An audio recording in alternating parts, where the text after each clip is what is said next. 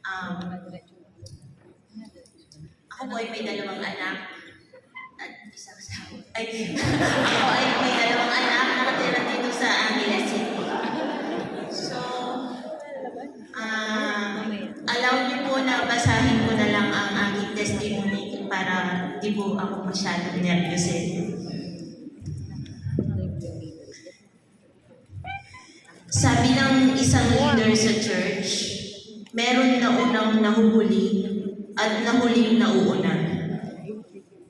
Marahil ako ang example doon sa naunang nahuhuli. Siguro pag minsan, kahit mabagal ang paglalim natin sa espiritual o relasyon sa Panginoon, tayo ay pantay-pantay sa paningin ni Lord. Hindi mahalaga kung sino ang nauna or nahuli. Ang mahalaga ay ang pagsisikap natin buong pusong magbalik loob sa Kanya. 13 years na din po pala ako sa career ko dito sa sales. Kasabay po pala ang fellowship na ito, Ma'am Tina. Pero alam niyo po, sa loob ng 13 years na iyon, hindi ko po naibigay kay Lord ang dapat na oras na inalaan sa Kanya. Ang priority ko po ay ang trabaho at pamilya. Pag minsan, nasasabi ko din na hindi na ang pamilya kasi nandiyan naman ang asawa ko lagi. Sobrang mahal ko po ang trabaho ko. Ang nasa puso ko, kailangan suklian ko ang tiwala na binibigay sa akin ng mga tao. Kaya wala ako laging iniisip sa bawat oras kung paano ko ma-deliver ang lahat ng expectation sa akin. Ang attitude ko towards work, nagbigay naman ng magandang resulta. Alam niyo po, ang sarap ng feeling when you're winning. Winning is actually a good thing. Ang nagiging problema ko lang po ay yung desire ko to win.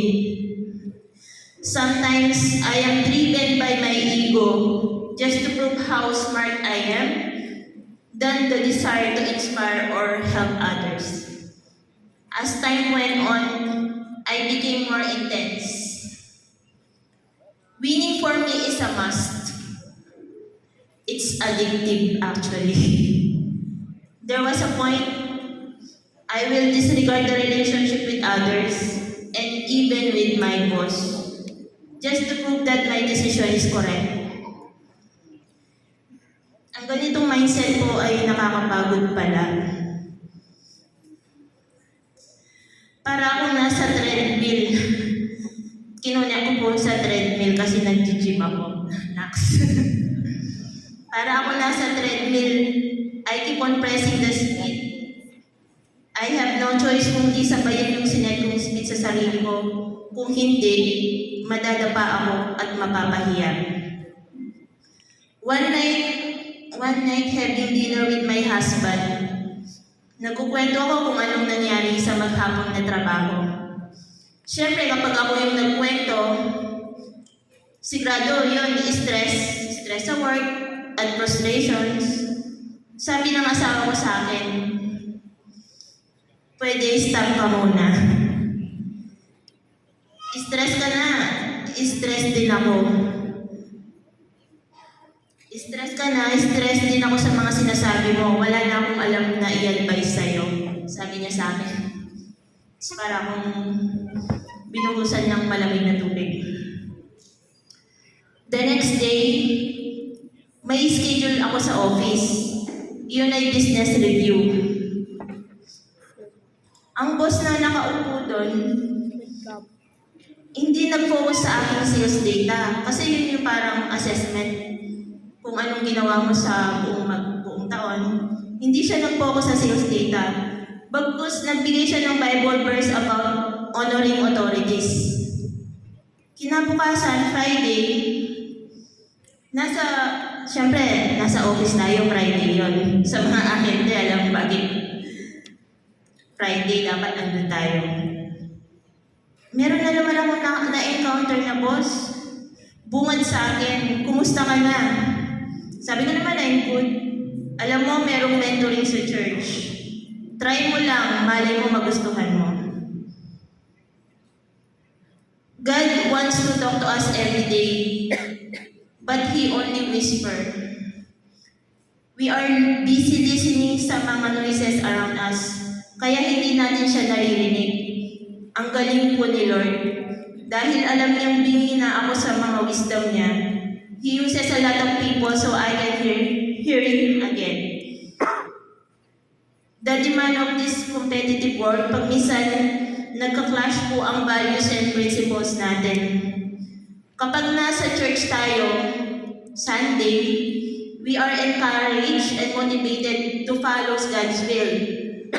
Come Monday to Saturday, work day, usually ito yung araw na we feel stressed, exhausted, triggered, and challenged. Nasusunod pa po ba kaya natin ang prinsipyo ng Biblia? Nagnilay-nilay po ako. The solution is only to trust God principle, which will help us effective and significant. The decision to trust God have significant impact on the direction where we headed. God wants us to prosper and become valuable leaders to serve and inspire others. Jesus said, "Seek the kingdom of the God above all else and live righteously, and He will give you everything you need." Matthew verse 6, verse 33 NLT. In our daily lives, we always make decisions or actions. We always wonder, is this the right thing to do? Then magpipray tayo kay Lord, Lord, bigyan mo ako ng sign. Ano po ang tamang desisyon na gawin? But only God whisper. He chooses to make His will for our life not obvious, because He wants us to be persistent in seeking His guidance. As we take step of faith and learn to recognize His leading, we grow spiritually and strengthen our relationship with Him. It is not always a simple process, but the end, it's worth it. It is the very reason why we exist. Ako man po ay naunang nahuhuli, naniniwala ako na ako po ay binabago ng Diyos araw-araw. Ako po ay nagpapasalamat sa mga taong inaakay kami para lumalim po ang relasyon namin kay Lord. Maraming salamat po. God bless po sa atin.